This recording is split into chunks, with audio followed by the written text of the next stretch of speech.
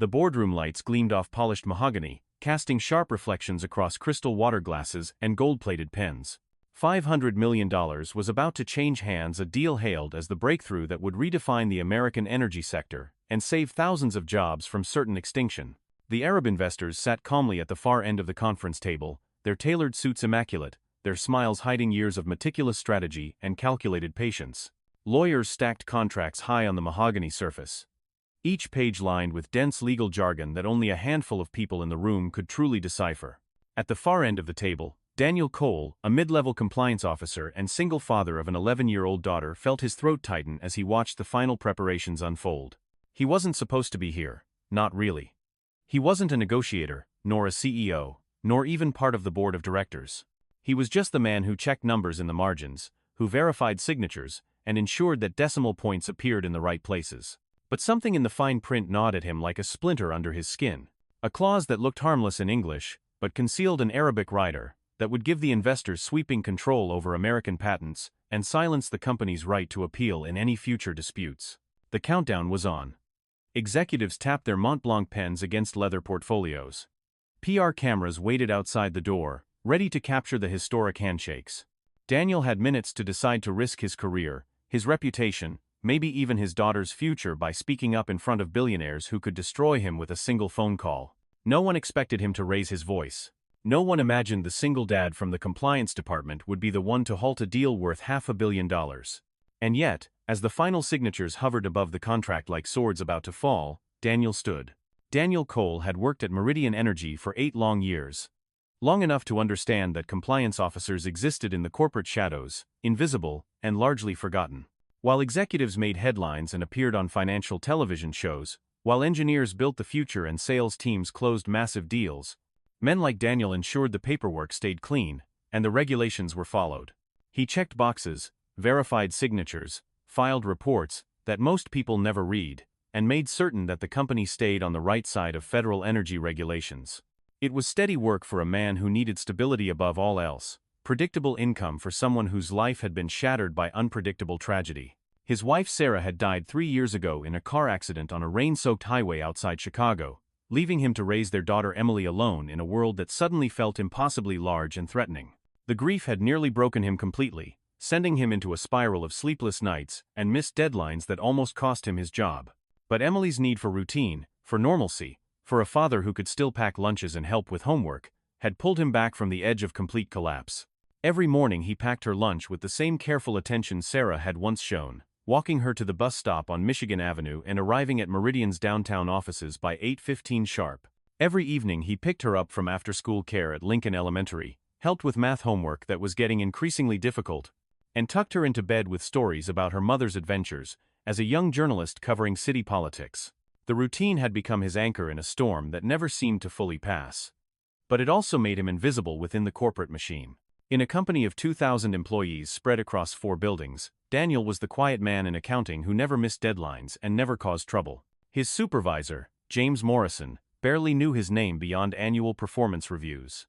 The executives on the 42nd floor had no idea he existed, couldn't have picked him out of a lineup if their bonuses depended on it. That invisibility was about to become his greatest weapon and his most dangerous vulnerability. Meridian Energy had been hemorrhaging money for 18 brutal months, caught in the crossfire of a renewable energy sector that showed no mercy to companies that couldn't adapt fast enough. Chinese manufacturers were undercutting American prices by 30%. European companies were securing the most lucrative contracts with superior technology, and government subsidies that had once protected domestic energy companies were disappearing as political winds shifted in Washington. The company's stock had dropped 60% since its peak, falling from $87 per share to a devastating $31 that barely covered operating costs.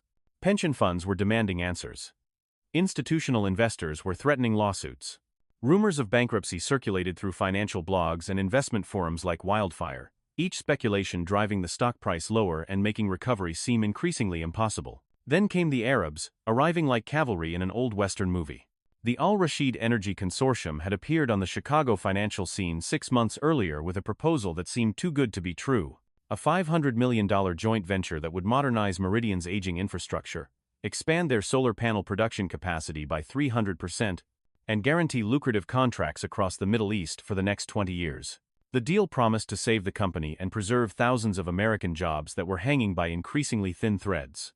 CEO Margaret Richardson had staked her entire career on closing this deal, putting her reputation and her future on the line in a way that left no room for failure. She'd spent months courting the consortium with the dedication of a diplomat pursuing peace treaties, flying to Dubai 3 times at enormous expense, hosting elaborate dinners at Chicago's most exclusive restaurants, and promising investors that salvation was finally at hand after months of devastating losses. The board of directors, desperate for any lifeline that could save their company from complete collapse, had given her carte blanche to negotiate whatever terms necessary. The pressure was astronomical, building like steam in a boiler with no release valve. Financial media tracked every development with the intensity of war correspondence. Congressional representatives called daily, asking pointed questions about American jobs and energy independence. Pension funds that held millions of shares of Meridian stock demanded immediate answers and long-term solutions. The weight of an entire company, and the lives of everyone who depended on it for their livelihood rested squarely on Margaret's shoulders, creating a burden that was beginning to show in her sleepless eyes and increasingly sharp temper. Which is exactly why, when the legal team requested a final compliance review of the contracts, it felt like nothing more than a bureaucratic formality. Daniel received the call on a Tuesday afternoon from Patricia Williams, one of the junior attorneys. Report to the executive conference room Thursday morning for routine document verification. Standard procedure.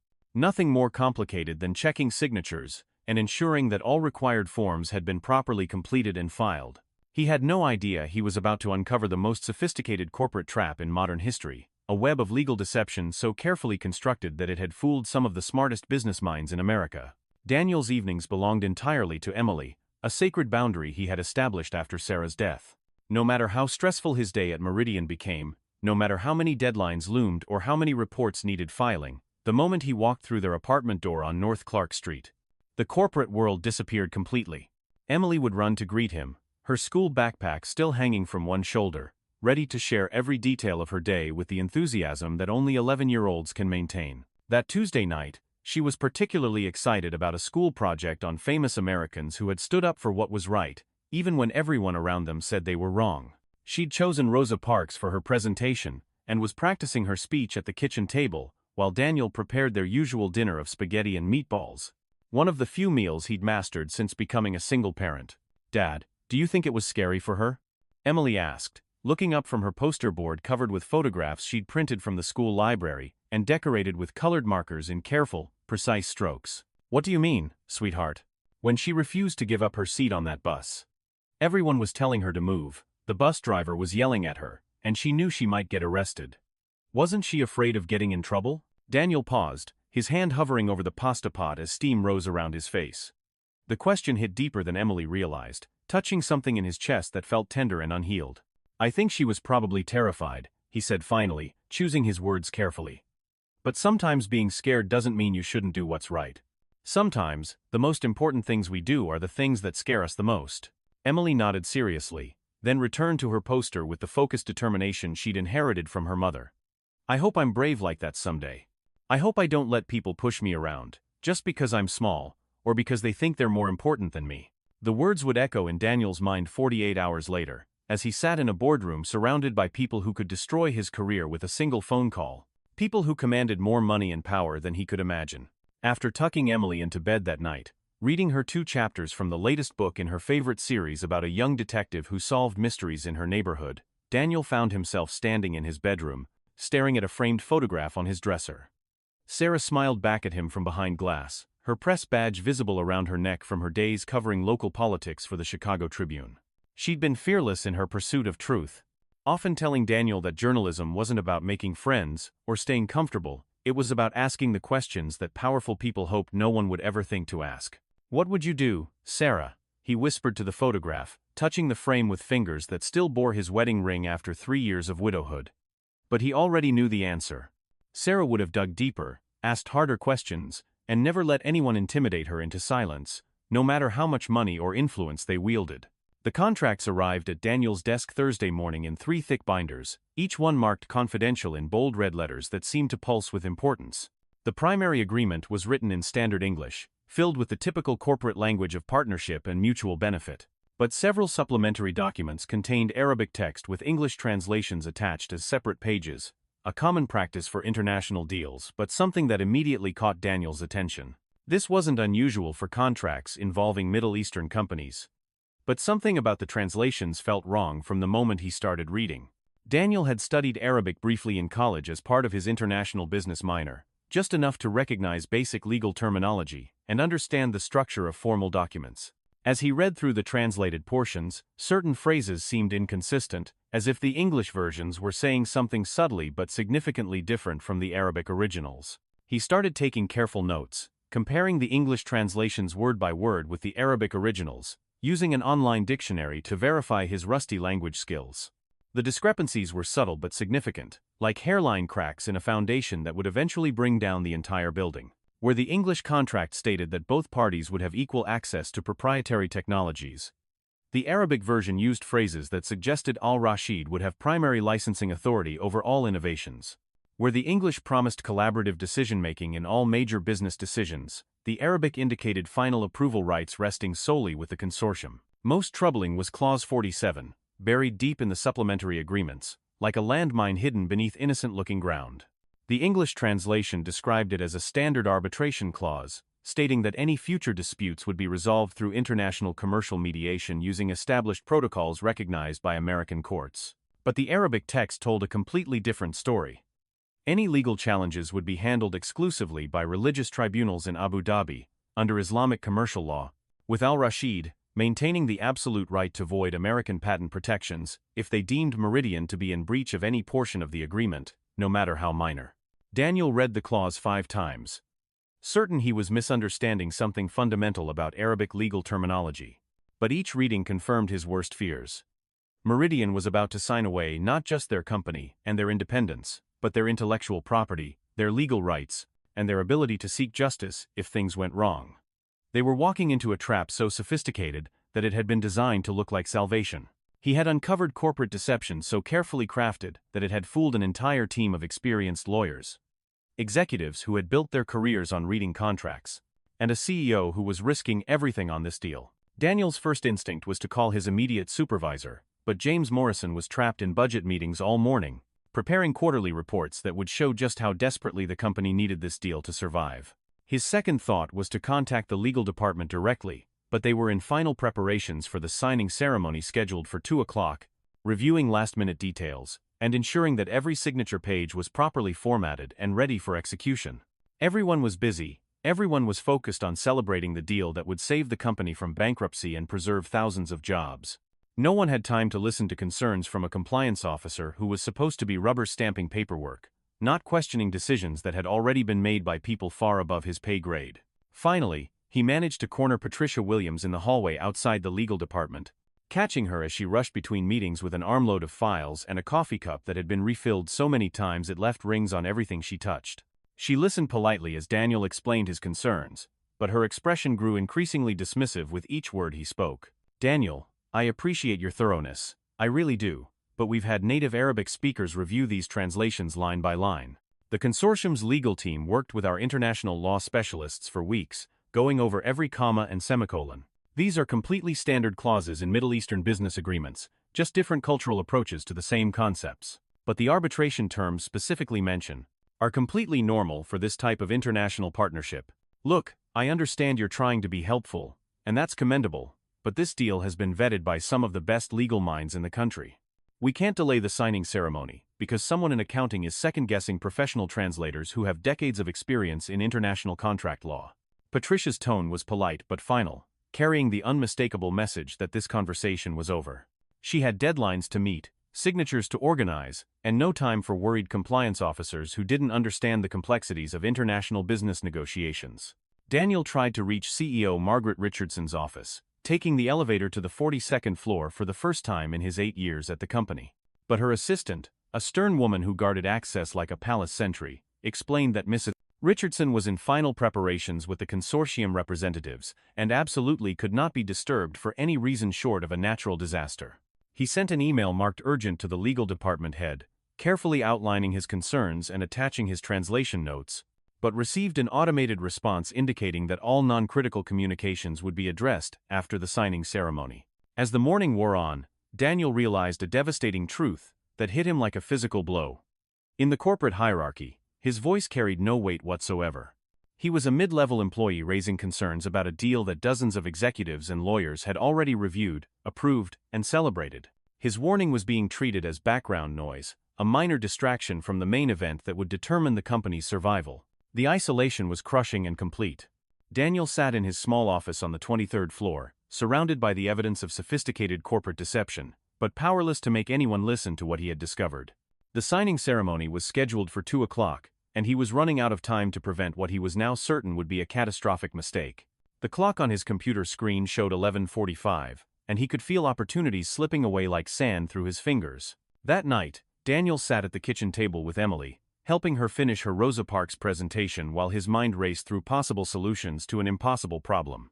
As she practiced her speech about courage in the face of overwhelming opposition, Daniel found himself thinking about his wife's advice from her journalism days, wisdom she'd shared during late-night conversations about the responsibility that came with uncovering uncomfortable truths. When you find something that doesn't add up, Sarah had once told him while working on a story about municipal corruption, you don't give up just because people don't want to hear it. You find a way to make them listen, even if it means making yourself unpopular. The truth doesn't become less true just because it's inconvenient. Emily looked up from her carefully written notes, sensing her father's distraction. Dad, you seem really worried about something tonight. Is everything okay? Daniel hesitated, unsure how much to share with his 11-year-old daughter about the corporate crisis that was keeping him awake at night. There's a situation at work, sweetheart. Some people are about to make a decision that I think is wrong, but they don't want to listen to me because I'm not important enough in the company. Why does that matter? Being small doesn't mean being wrong, does it? No, it doesn't. But sometimes when you're small, it's harder to get people to pay attention to what you're saying. Emily frowned, considering this with the serious expression she wore when working through difficult problems. But Rosa Parks was just one person on a bus, and everyone else thought she was wrong. The bus driver thought she was wrong, the other passengers thought she was wrong, even some other black people thought she should just follow the rules. But she was right, and everyone else was wrong. The simple wisdom of his daughter's words hit Daniel like a physical blow, cutting through his doubt and fear with the clarity that only children can provide. Emily was absolutely right. Being outnumbered didn't invalidate the truth. Being powerless didn't make his discovery less important or less urgent. After putting Emily to bed, reading her an extra chapter, because he could see she was excited about her presentation the next day, Daniel spent the night researching international arbitration law and calling Hassan al-Mahmoud, an old college friend who worked as a translator for the State Department. Hassan confirmed Daniel's worst fears during a phone call that stretched past midnight. Whoever wrote this contract is absolutely brilliant, Hassan said, his voice carrying the weight of professional expertise. It looks like standard boilerplate language to anyone who doesn't read Arabic fluently, but it's actually a corporate takeover disguised as a partnership agreement. If an American company signed this document, they would be completely defenseless in any legal dispute. They'd be signing away their sovereignty and their rights under American law. Daniel barely slept that night, staring at the ceiling, while Emily slept peacefully in the next room. By morning, he knew exactly what he had to do, even though it terrified him more than anything he'd ever contemplated. The signing ceremony was scheduled for the executive conference room on the 42nd floor, a space Daniel had never entered before despite his 8 years with the company. He arrived early, carrying a leather folder containing his research, Hassan's detailed translation notes, and copies of the suspicious clauses highlighted in bright yellow that seemed to glow under the conference room's recessed lighting. The room filled quickly with an impressive array of executives, lawyers, and representatives from Al-Rashid Energy Consortium. CEO Margaret Richardson wore her best navy suit and a confident smile that barely concealed the exhaustion from months of high-stakes negotiations. The Arab investors, led by a distinguished man named Khalid al-Rashid who carried himself with the quiet authority of inherited wealth, appeared calm and patient, as if the outcome was already decided and they were simply going through necessary formalities. Daniel took a seat at the far end of the conference table, hoping to blend into the background until the right moment arrived. His phone buzzed with a text message from Emily, sent from her classroom before school started. "Good luck at work today, Dad. Remember what Rosa Parks would do. I love you." The irony wasn't lost on him.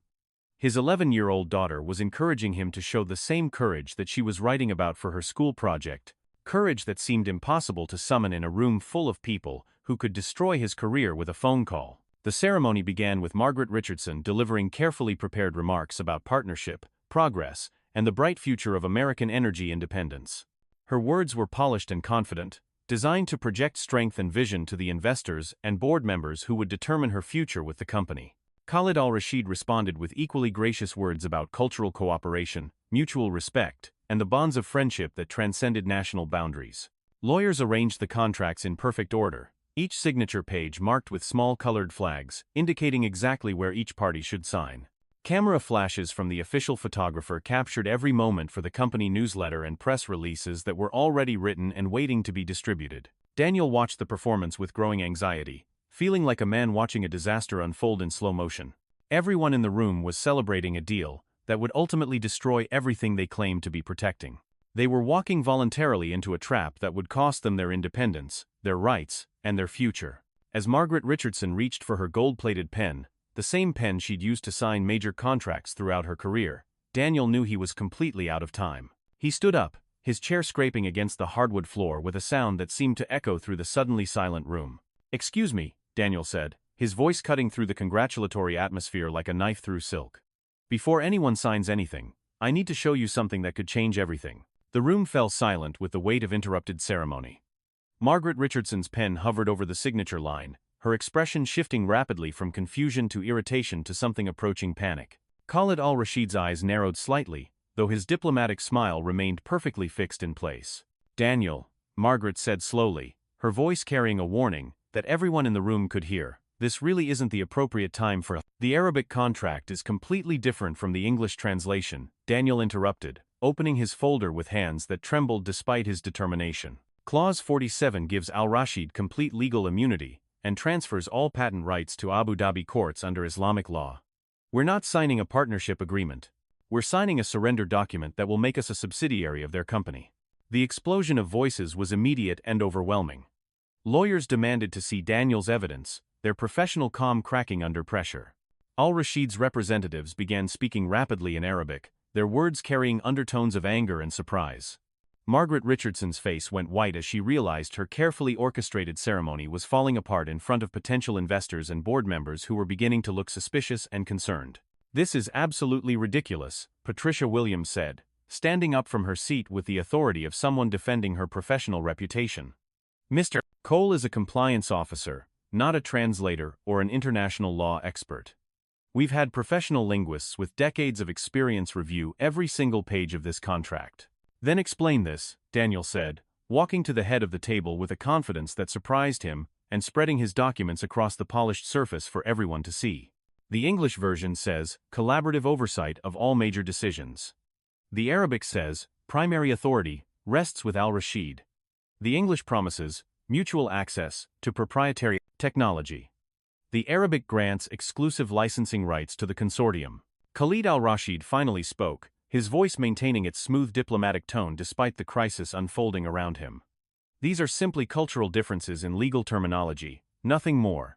Arabic business language often sounds more direct and authoritative than English, but the actual meaning and legal intent are identical." "That's not what the State Department translator says," Daniel replied, pulling out Hassan's detailed notes with official letterhead that carried the weight of government authority. Hassan Al-Mahmoud has 15 years of experience in international contract translation for the U.S. government. According to his professional analysis, this contract would make Meridian Energy a subsidiary of Al-Rashid, not a partner.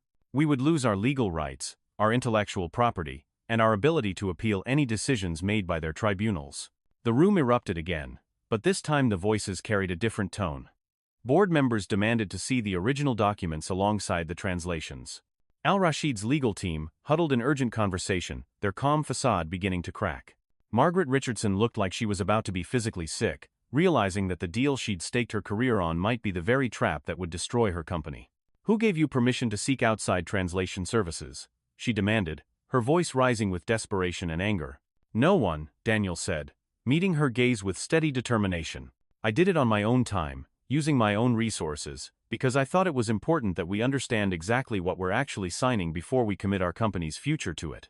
The next 30 minutes were complete chaos.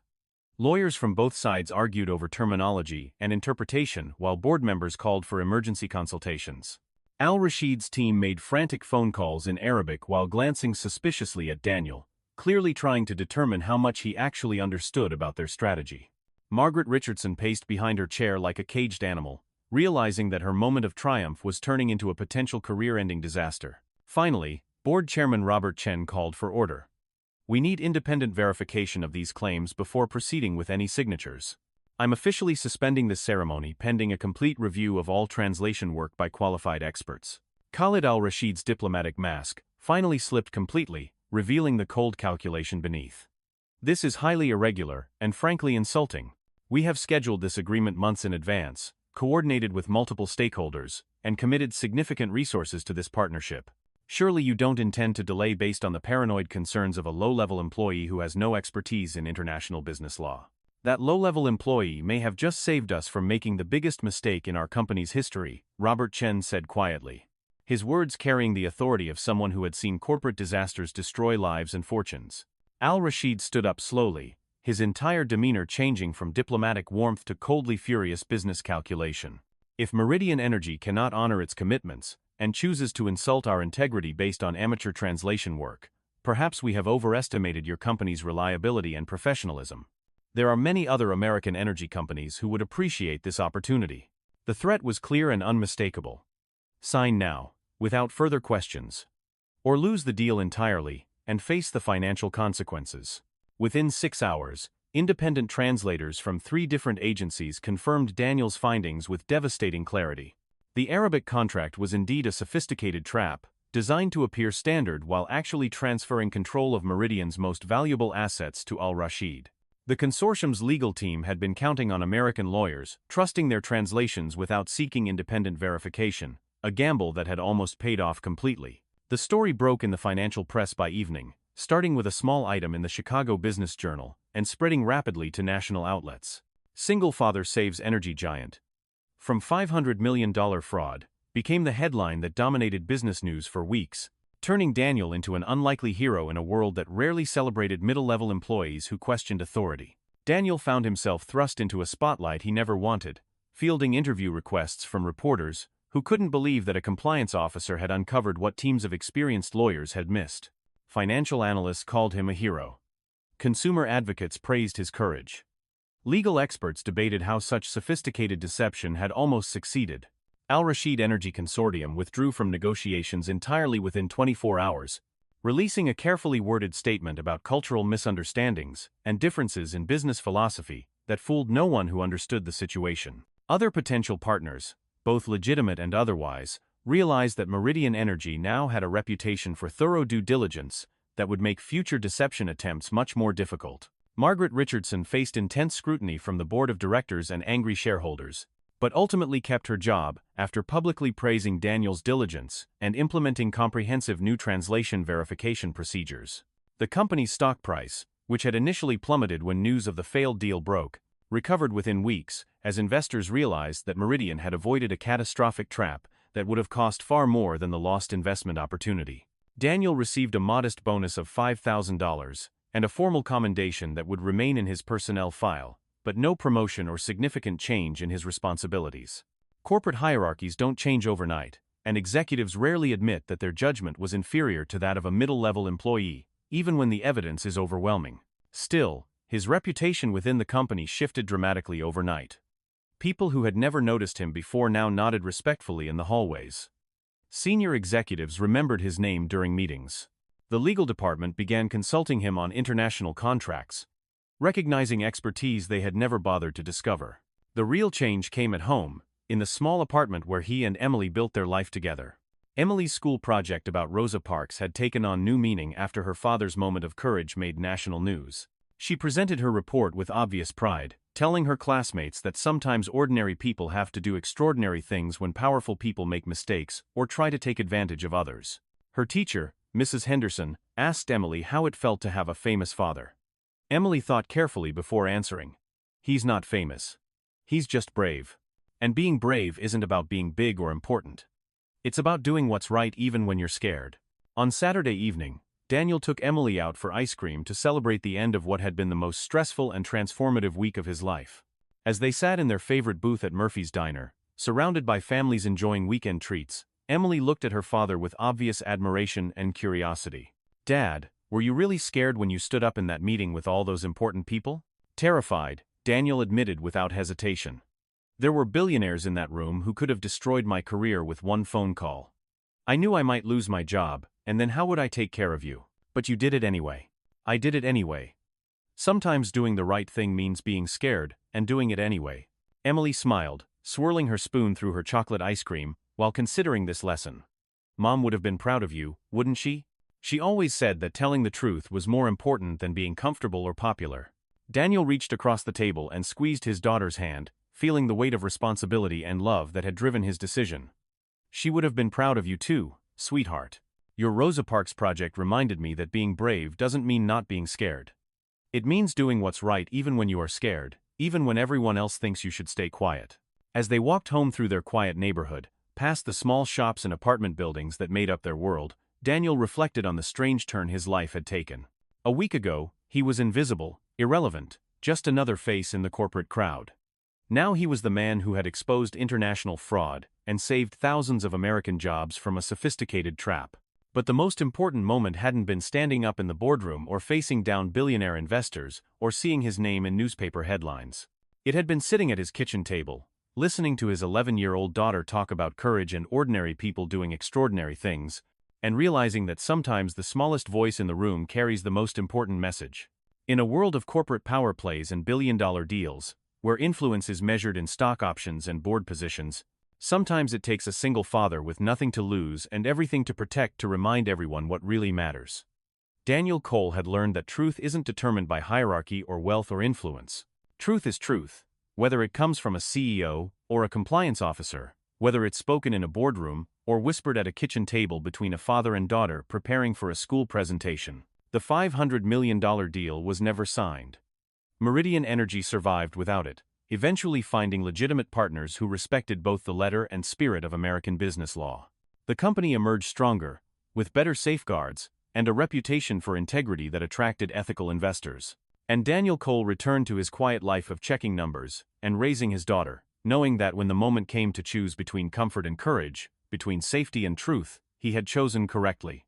Sometimes that's all that matters. Sometimes that's everything that matters.